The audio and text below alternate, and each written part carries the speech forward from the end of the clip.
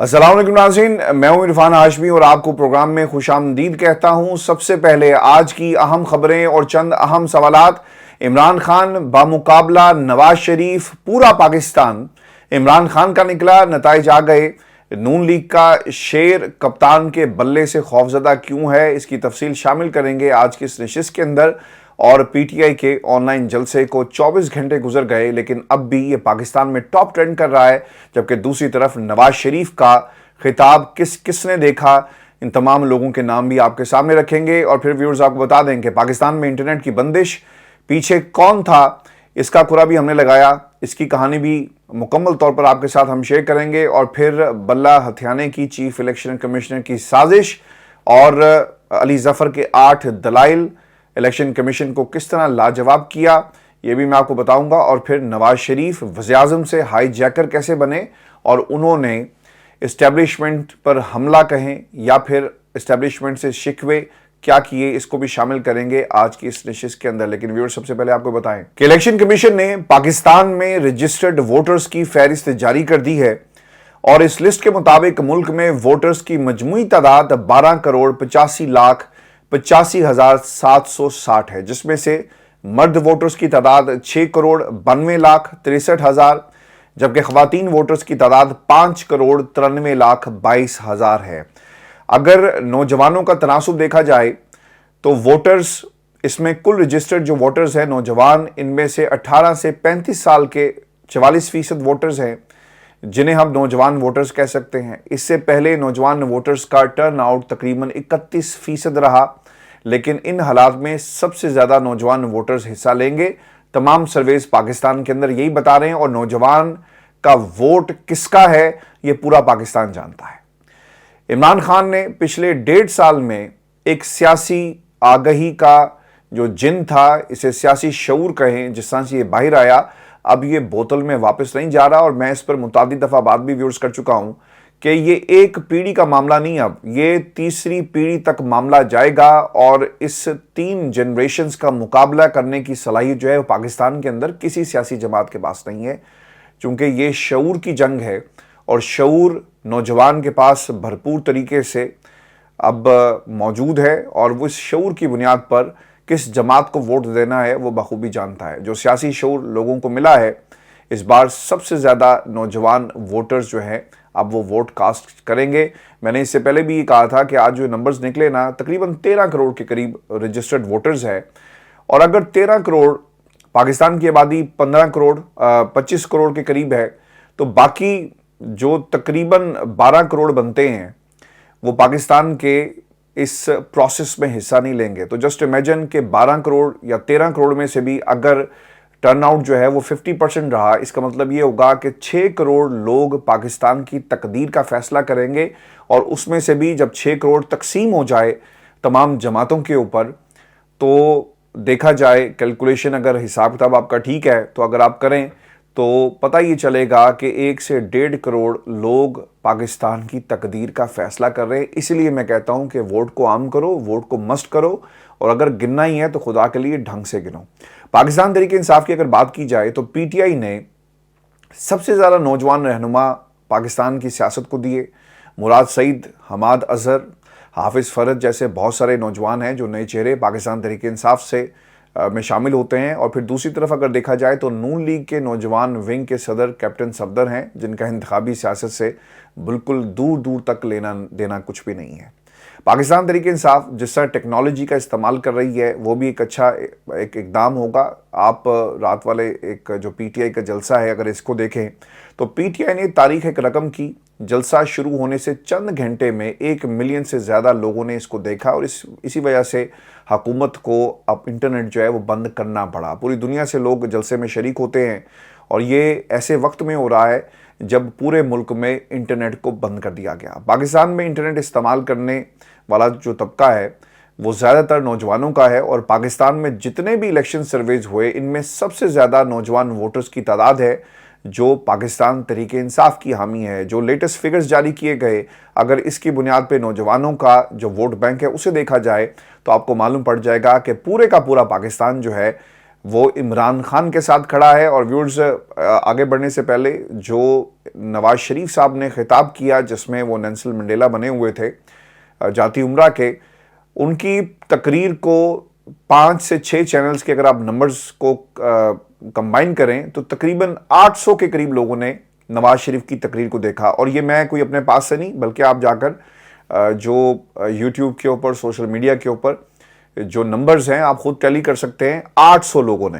اور میرا خیال ہے کہ نواز شریف صاحب اپنی اس کارکردگی پر بہت زیادہ خوش ہوں گے کہ کوئی تو ہے جو ان کو اس ملک کے اندر آج بھی سنتا ہے. اب سوال یہ ہے کہ انٹرنیٹ بند کرنے کی وجہ کیا بنی. آپ کو ویورز بتا دیں کہ پاکستان میں 24 گھنٹے ہونے کو ہیں لیکن ابھی تک نہ تو اس کی تحقیقات ہوئی. پاکستان میں وزارت داخلہ کیا کر رہی ہے کوئی بیان سامنے نہیں آیا. صرف پی ٹی اے نے اس بارے میں ایک وضاحت جاری کی اور انہوں نے صرف اتنا کہہ دیا کہ ہم پتہ چلانے کی کوشش کر رہے ہیں کہ فالٹ لائن کہاں پر کریٹ ہوئی. اگر آپ اپنے لیفٹ رائٹ دیکھ لیتے تو آپ کو معلوم پڑ جاتا کہ فالٹ لائن کریٹ کرنے والے کون سے لوگ ہیں. دنیا کے بڑے جو ڈیٹا سائنٹسٹ ہیں اور ڈیٹا پر کام کرنے والے اداروں کے مطابق حکومت پاکستان نے صرف پی ٹی آئی کا جلسہ ناکام بنانے کے لیے سارے کا سارا کام کیا.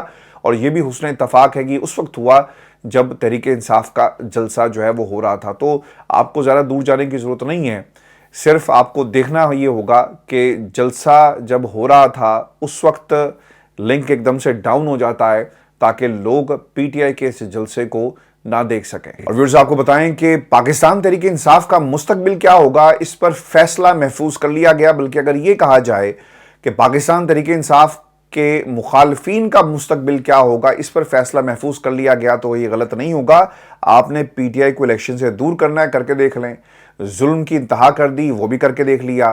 اگر مائنس کر کے دیکھنا ہے یہ بھی کر کے دیکھ لیں، کیونکہ یہ حکومت زیادہ دن جو ہے وہ نہیں چل پائے گی اور اسی کی تیاری جو ہے وہ کی جا رہی ہے. الیکشن کمیشن میں P T I intra party election case کے اندر بیرسٹر علی ظفر صاحب جو ہیں وہ پیش ہوتے ہیں اور ان کے 8 دلائل اور ان دلائل پر مبنی جو حقائق ہیں وہ میں آپ کے ساتھ شیئر کر دوں. درخواست گزار ان کے مطابق وہ یہ کہتے ہیں میں سے کوئی بھی تحریک انصاف کی رابطہ ایپ پر موجود نہیں ہے. جب آپ رابطہ ایپ پر موجود ہی نہیں ہیں اور اگر آپ ممبر ہی نہیں ہیں تو پھر آپ نے کس بنیاد کے اوپر یہ الیکشن جو ہے جس کے اوپر تنقید کی، نہ ہی ممبرشپ فیس جمع کروائی جا رہی ہے، اس کا بھی کوئی ریکارڈ موجود نہیں ہے. نمبر 3 جس کا ذکر کیا گیا کہ کوئی یہ دعویٰ نہیں کر سکتا کہ ہمیں ووٹ نہیں ڈالنے دیا گیا، چونکہ ووٹ ڈالنے کا پروسیس جو ہے بلا مقابلہ ایک مکمل ہوا تو ووٹ کیسے ڈالا جائے اس کے اوپر بھی ایک بہت بڑا سوال ہے.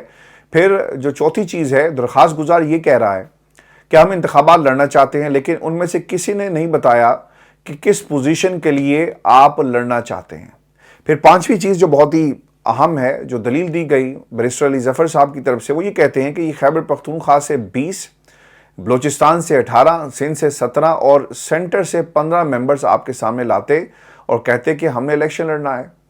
پھر جو اگلا نقطہ اٹھایا گیا بیرسٹر علی ظفر صاحب کی طرف سے کہ ہمارے درخواست فارم سینٹرل دفتر اور دیگر دفتروں میں بھی موجود تھے لیکن کسی نے بھی فارم وصول نہیں کیا. جہاں بلا مقابلہ الیکشن ہوتا ہے وہاں ووٹنگ کی ضرورت نہیں ہوتی، یہ بھی کہا گیا. عام انتخابات کی بلا مقابلہ جو ہیں وہ ہوتے ہیں، بلا مقابلہ الیکشن غیر قانونی نہیں اور اس کے لیے ووٹنگ کی ضرورت بھی نہیں. یہ بھی نقطہ جو ہے وہ پیش کیا گیا علی ظفر صاحب کی طرف سے. اور پھر علی ظفر یہ بھی کہتے ہیں کہ انٹرا پارٹی الیکشن کرانے کا طریقہ کار پاکستان کے آئین، الیکشن ایکٹ اور الیکشن رولز میں درج نہیں ہے.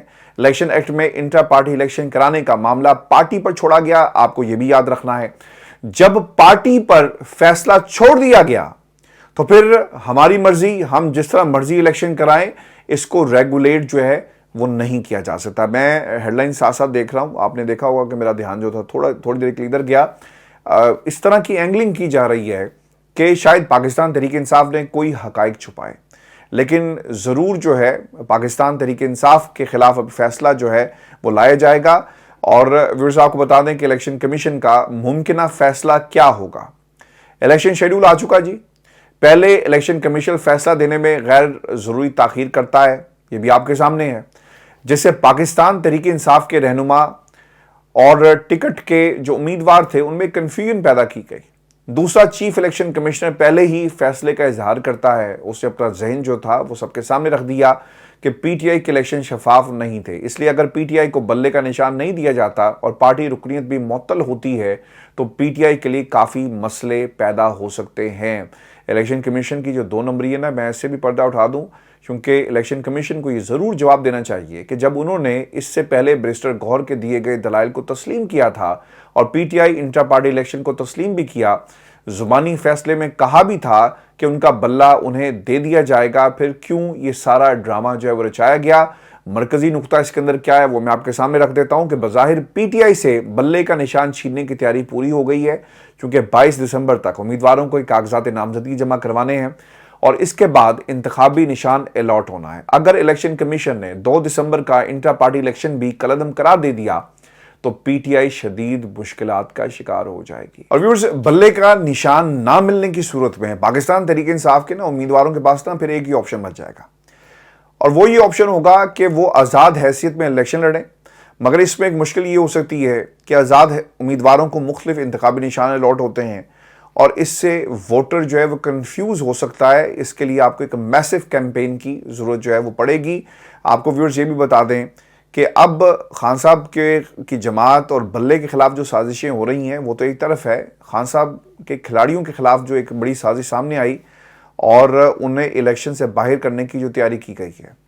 پاکستان تحریک انصاف کے اہم ترین رہنما الیکشن سے آؤٹ کرنے کا ایک پلان بنایا گیا۔ تحریک انصاف کے رہنما ہیں جی مراد سعید صاحب، انہیں بھی الیکشن سے دور رکھا جائے گا۔ اعظم سواتی صاحب کو بھی الیکشن میں حصہ لینے کی اجازت نہیں ہوگی۔ حماد اظہر سمیت 9 مئی کے واقعات میں جتنے بھی ملوث ہیں نا، 18 کے قریب اشتہاریوں کے اب شناختی کارڈز کو بلاک کر دیا گیا ہے۔ پولیس یہ کہتی ہے جی کہ پاکستان تحریک انصاف کے 18 اشتہاری رہنماؤں کے شامل تفتیش اور انسداد دہشت گردی عدالت میں پیش نہ ہونے پر شناختی کارڈ بلاک کرنے کی درخواست کی تھی، جس پر نادرا نے 9 اور 10 مئی کے مقدمات کے اشتہاریوں کے شناختی کارڈ بلاک کر دیے۔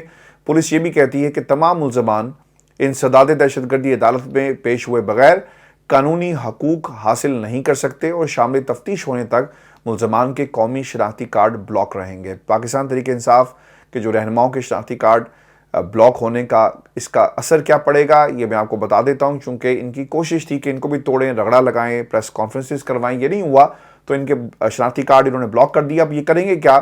الیکشن کے لیے کاغذات نامزدگی جمع جو ہیں یہ نہیں کروا سکیں گے، ان کا سٹیٹس جو ہے وہ ایک اشتہاری کا رہے گا، اور اگر کاغذات جمع نہیں کروائے گئے تو قانونی شناختی کارڈ جس کی بنیاد کے اوپر آپ کاغذات جو ہیں وہ مسترد کر سکتے ہیں۔ ویورز، یہ سوال کہ اشتہاری لیڈرز کے پاس اب آپشن کیا ہے؟ عدالت میں سرنڈر کرنا ہوگا اور ضمانت کروانی ہوگی۔ اگر گرفتار ہو بھی گئے تو کم از کم جیل جا کر الیکشن جو ہے وہ ضرور لڑ سکتے ہیں، اور اسی لیے اب یہ پلاننگ جو کی جا رہی ہے، کیونکہ اگر آپ کو گرفتار کیا گیا ایک دم سے سزا نہیں سنائی جائے گی، الیکشن سر پہ ہوں گے، کاغذات نامزدگی جمع کروائے جائیں گے، اور عین ممکن ہے کہ الیکشن سے کچھ دن پہلے آپ اپنے آپ کو سرنڈر کریں، ضمانت کروائیں، یا کم از کم اگر ضمانت نہیں بھی ہوتی تو اس حد تک ضرور ہوگا کہ آپ کے شناختی کارڈ جو ہیں انہیں ان بلاک کر دیا جائے۔ یہ پلاننگ کے تحت نہ سب کچھ کیا جا رہا ہے، دوسری طرف سے بھی ایک پلاننگ جو ہے وہ کی جا رہی ہے۔ ویورز، یہ سوال کہ مراد سعید، حماد اظہر اور دیگر اشتہاریوں کے جو کورنگ کینڈیڈیٹس جو ہیں امیدوار وہ کون ہوں گے؟ آج کے اس اقدام کے بعد لازمی ہو گیا ہے کہ ان کے کورنگ امیدوار کھڑے کیے جائیں۔ ان رہنماؤں کے لیے ان اگلے چند روز میں منظر عام پر آنا اور عدالت کے سامنے سرنڈر کرنا لازمی ہو گیا ہے، ورنہ یہ الیکشن نہیں لڑ سکیں گے۔ پاکستان تحریک انصاف کے لیے ایک نئی اور ایک بہت بڑی مشکل ہوگی، جس کی تیاری جو ہے اوبویسلی ایک نتیجہ ضرور نکالا گیا کہ ہم نے اس سے کس طرح لڑنا ہے، اور دونوں طرف سے پلاننگ کی جا رہی ہے۔ اب دیکھنا یہ ہوگا کہ ریاست کی پلاننگ کامیاب ہوتی ہے یا پھر پاکستان تحریک انصاف کی پلاننگ جو ہے وہ ہمیں کامیاب ہوتی ہوئی نظر آ رہی ہے۔ اور پھر آپ کو یہ بھی بتائیں کہ نواز شریف صاحب نا شاید دل چھوڑ بیٹھے ہیں اور انہیں ماضی جو ہے نا وہ تنگ کر رہا ہے۔ جب آپ عمر کے خاص حصے میں پہنچتے ہیں نا تو پھر آپ کے جو بچے ہوتے ہیں یا پھر خاندان کے لوگ یا پھر جو آپ سے ملنے آئے تو آپ اپنی زندگی کے قصے انہیں ضرور سناتے ہیں۔ پاکستان مسلم لیگ نون کو پاکستان کی عوام سے کچھ لینا دینا نہیں، ٹکے کا کچھ لینا دینا نہیں، یہ آپ نے یاد رکھنا ہے۔ اور میں ویسے کوئی ہوا میں یہ بات نہیں کر رہا، کیونکہ ان کے بیانات اور ان کی خواہشات اور ان کا خاندان اور ان کا ہاؤس آف شریف اور ان کے ساتھ ظلم اور ان کی جو حکمرانی کا ایک جو انہوں نے اعلان کیا، یہ سب چیخ چیخ کر کہہ رہا ہے کہ ہم حکمران خاندان ہیں اور پاکستان کی عوام غلام ابن غلام ہی رہیں گے. مثال کے طور پر ملاحظہ کیجئے عرفان صدیقی صاحب کیا کہتے ہیں کہ جی پارٹی کے اندر یہ خواہش ہے کہ یہ ورلڈ ریکارڈ بنائیں. خدا کا خوف کھانا چاہیے پاکستان مسلم لیگ نون کو. کاش کو یہ بھی جملہ کہا جاتا، ادا کیا جاتا انٹرویو کے اندر کہ بھائی جان ہماری یہ کوشش ہے کہ ہم چوتھی بار، 3 دفعہ تو نہیں کر سکے، کم از کم چوتھی بار جو ہے پاکستان کے حالات کو ٹھیک کر دیں. نواز شریف صاحب ایک خواہش اسے کہیں یا پھر جو دل کے زخم ان کو جو لگے ہوئے ہیں پاکستان کی اسٹیبلشمنٹ سے، اب ان زخموں کو ایک ایک کر کے نا وہ دنیا کو دکھا رہے ہیں. اور پھر ان کے اندر کا جو اینٹی اسٹیبلشمنٹ بیانیہ نا وہ زندہ ہوتا ہے، پھر خاموش ہو جاتا ہے، دم توڑ دیتا ہے، پھر ایک دم سے اسے وینٹیلیٹر پر رکھ کر زندہ کیا جاتا ہے اور پھر تگڑا کر کر دوبارہ جو لانچ کر دیا جاتا ہے. اب نواز شریف صاحب نے اسٹیبلشمنٹ سے شکوے کیا کیے؟ چونکہ وہ یہ کہتے ہیں کہ صبح میں وزیر اعظم تھا، شام کو مجھے ہائی جیکر بنا دیا جاتا ہے. الیکشن کے شیڈول کے ساتھ ساتھ نا جس طرح الیکشن پاکستان تحریک انصاف نے اپنی الیکشن مہم آن لائن جو جلسے کی صورت میں سامنے لے کر آئے اور جس طرح سے وہ کمپین کر رہے ہیں، اس کے ساتھ ساتھ نواز شریف صاحب کو بھی ایک جوش آیا اور انہوں نے کوشش کی کہ وہ بھی عوام کے سامنے جائیں اور ان نمبرز کو پلس کرنے کی کوشش کی ہے. ایک طرف لاکھوں لوگ جو ہیں وہ عمران خان کی غیر موجودگی میں جلسہ کر کے بیٹھ گئے.